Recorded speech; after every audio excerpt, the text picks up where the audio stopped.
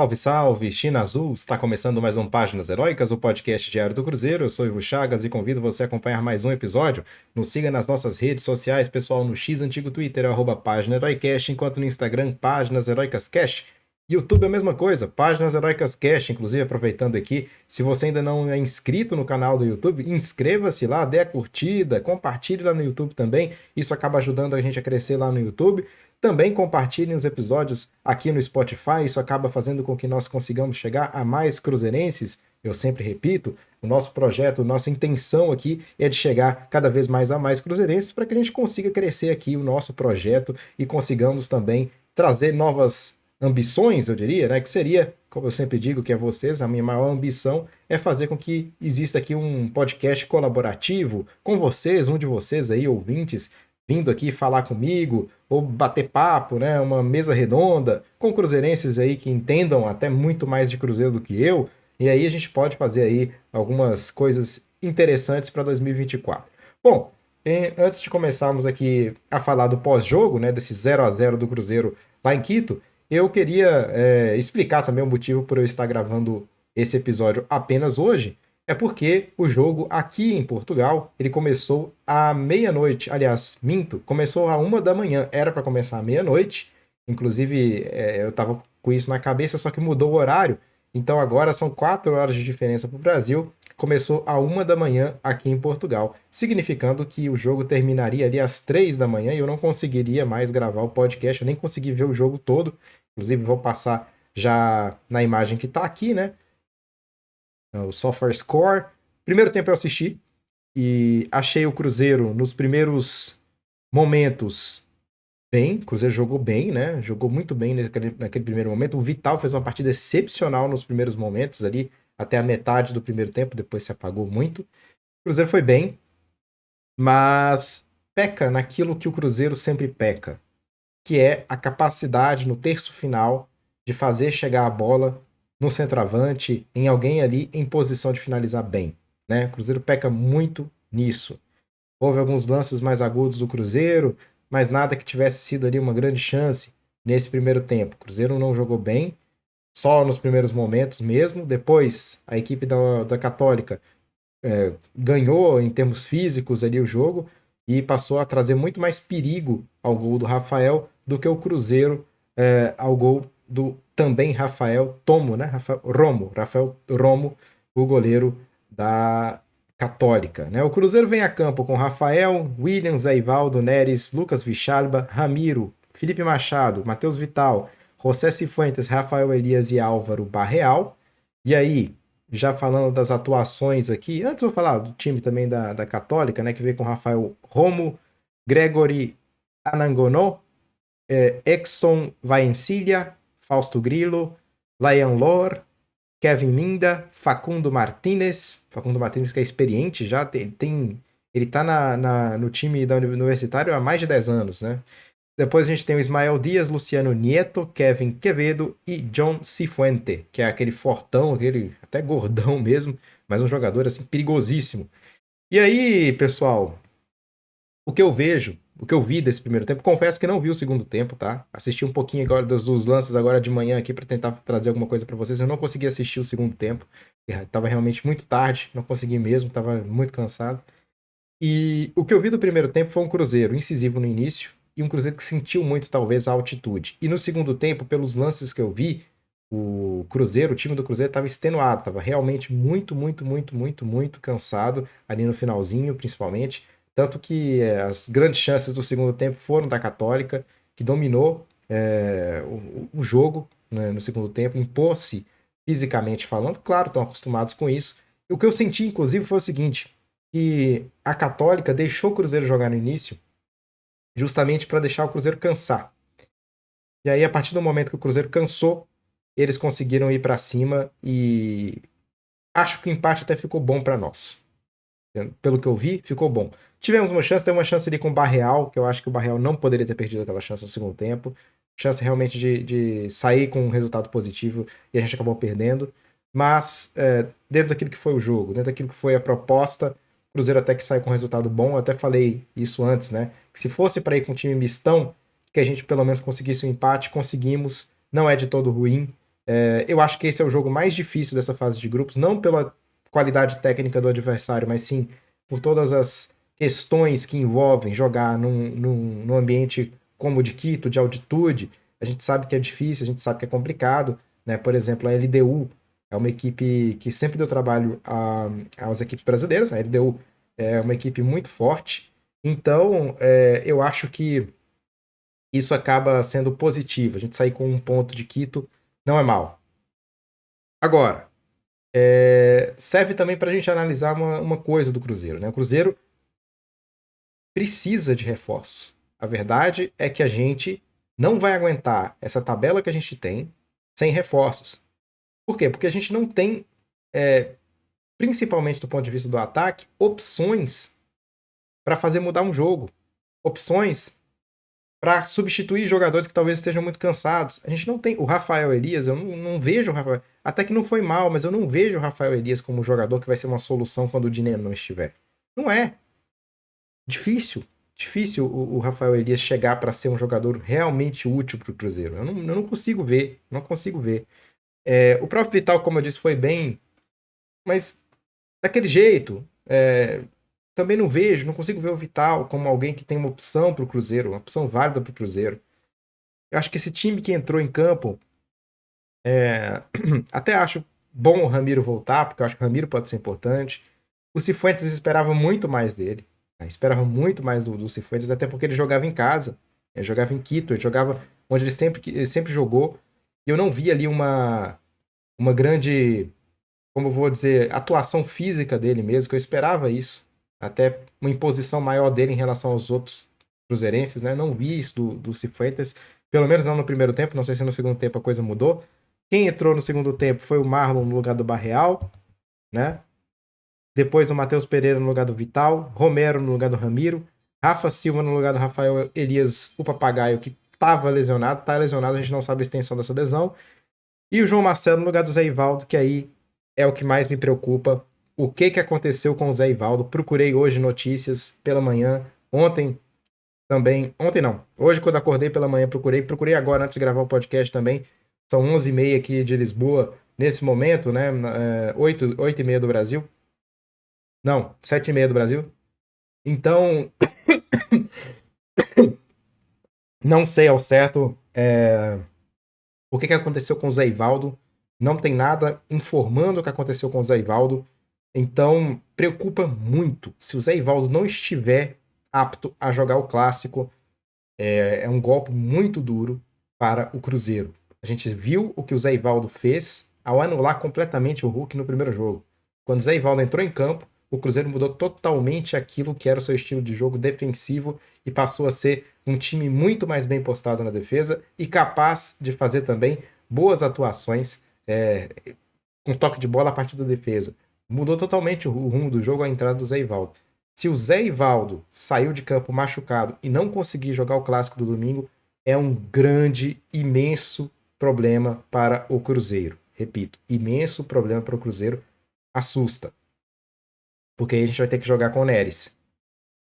E vai ser complicado, pessoal. Aí vai ser uma complicação grande para o Cruzeiro nesse clássico. O Vichalba foi bem, eu acho até, pelo menos o que eu vi no primeiro tempo. É aquilo que a gente espera dele. É um cara que consegue ter capacidade de toque de bola boa. Gostei dele. Mais do que o jogo o clássico, né? Que ele não jogou bem realmente na defesa. Mas ali na lateral eu gostei bastante dele. Uma coisa que eu tenho a dizer em relação ao Álvaro Barreal. Eu não gostei da atuação dele no primeiro tempo. E eu acho que ele ficou perdido atuando ali naquela posição que o Larcamon o escalou. O que eu quero dizer com isso? O Barreal não sabia se defendia ou não sabia se apoiava. Ele estava no meio das coisas ali e ele não usou a criatividade dele que ele tem de ataque, que ele é um jogador driblador, um jogador que parte para cima no 1 para 1, ele é bom, é um cara que consegue ganhar jogadas com facilidade no 1 para 1.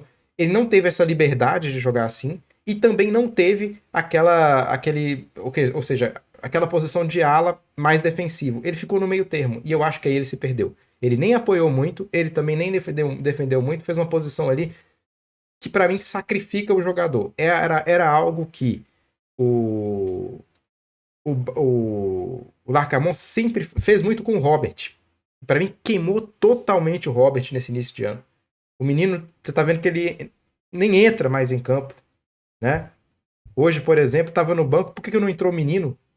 O menino poderia ter entrado ali, feito alguma coisa diferente. Não entrou o Robert.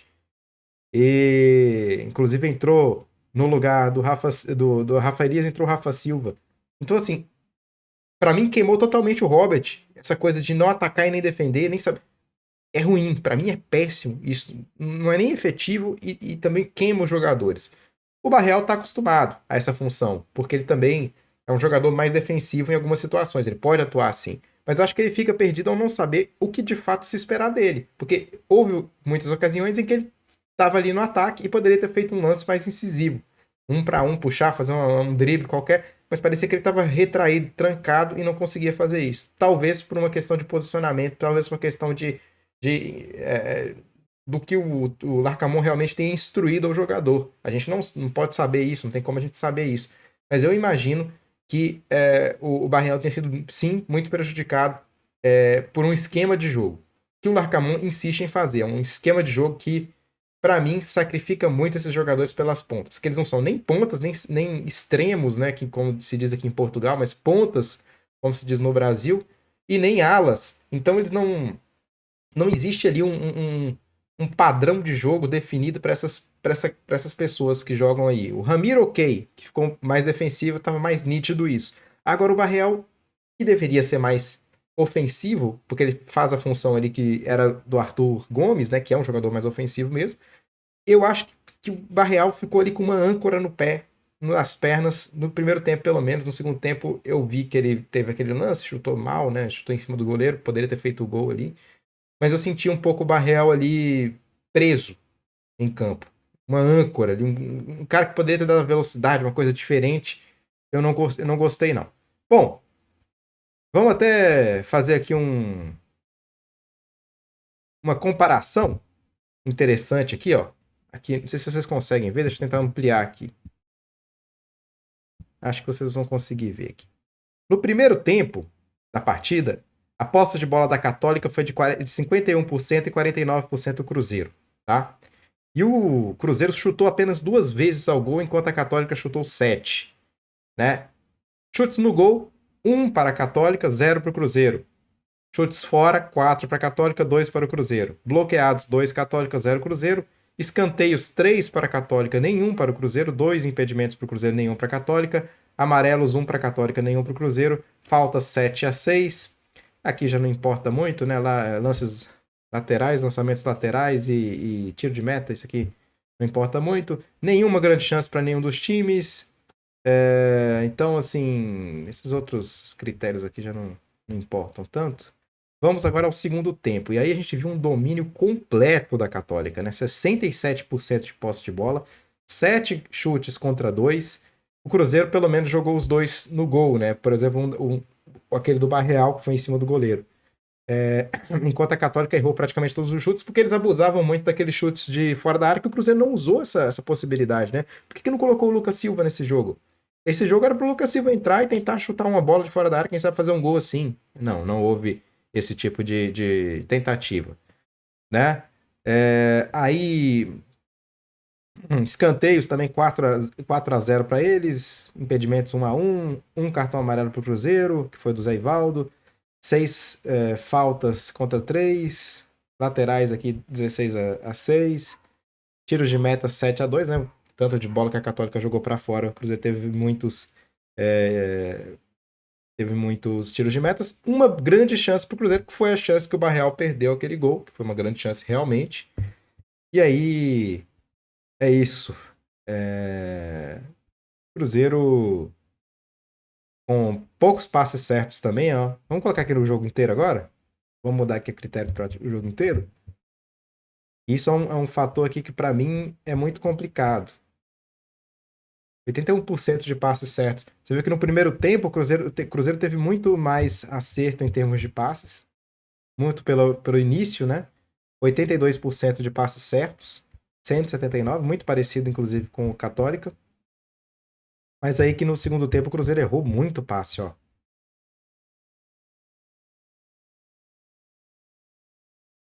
79% de aproveitamento contra 92% de aproveitamento da Católica, que acertou muito mais. Então o Cruzeiro, em questão de passes, errou muito. Acho que o cansaço bateu, né? Tentativa de drible também muito ruim, né? 50%. Quase metade dos dribles que o Cruzeiro tentou, o Cruzeiro não conseguiu fazer nada com eles, né? Essas bolas longas do Cruzeiro também, aproveitamento fraquíssimo, 44% contra 64% da Católica. Cruzamentos, né? O Cruzeiro nem tentou cruzamento o jogo inteiro, sem tentar cruzamentos, até porque o Rafael o Papagaio não é um jogador de área, né? Não tinha o Dineno hoje.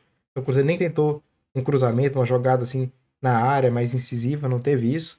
Então, assim, pelo que foi os números, a gente vê que o Cruzeiro realmente jogou muito mal, né? O Cruzeiro jogou mal, não teve ali só essa grande chance aqui do Barreal e o resto não foi nada, né? O Cruzeiro não teve um volume de jogo bacana, não gostei desse jogo, não foi um bom jogo do Cruzeiro. Agora, o Cruzeiro sai com resultado que ajuda, é um resultado que ajuda, resultado que não é dos piores, é o que a gente tem que entender aí. Cruzeiro empatado aqui nessa segunda posição. Temos que ficar em primeiro para conseguirmos a vaga direta, né? Uma vez que, se não conseguirmos, nós vamos enfrentar aí nesse segundo colocado. Se a gente ficar em segundo colocado, a gente enfrenta alguém que vai sair da Libertadores, o que pode ser complicado, pode ser um time grande aí, pode ser um time cascudo. E, enfim, a gente tem que garantir esse primeiro lugar. O jogo poderia ter sido melhor para nós. Infelizmente, não jogamos bem realmente, mas saímos com resultado que não é dos piores. Então, no final das contas, bacana, ok. Agora é pensar no clássico e tomara que o Zé Ivaldo não esteja comprometido para esse clássico. Bom, pessoal, é isso. Tem aqui o cenário novo, né? Coloquei aqui uma bandeira que eu tinha do Cruzeiro. Eu acho que acaba combinando aqui com o cenário. Eu tirei o Chromacon, porque se eu meter o Chromacon aqui, ó, vai ficar bizarro, vocês vão ver. Ele vai... Quer ver, ó? Eu meto aqui o Chromacon, ou Chroma Key, aí fica meio estranho, né? Fica meio bizarrinho. Se bem que tá até ok, ó. Aí o verde da bandeira do Brasil fica só o amarelo ali e o símbolo do Cruzeiro. Mas não fica tão legal, não. Acho que dá pra manter aqui o verdinho. Bom, então é isso por hoje, pessoal. Agradecer a todos vocês aí pela audiência. Agradecer a todos que mandam mensagens. Mandem mensagens lá, tanto no YouTube quanto no Instagram. Sobretudo no Instagram, ou comentem o vídeo no YouTube também. É sempre importante. Compartilhem, ajudem o canal aqui a crescer. Agora é um canal, né, com o Spotify, com o YouTube, com tudo. Portanto, ajudem a gente a crescer, porque isso é o que vai fazer com que esse canal consiga trazer coisas melhores aí no futuro, tá bom? Grande abraço a vocês. Saudações celestes a todos e até amanhã, pessoal. Tchau, tchau. Aliás, até hoje, mais tarde. Tchau, tchau.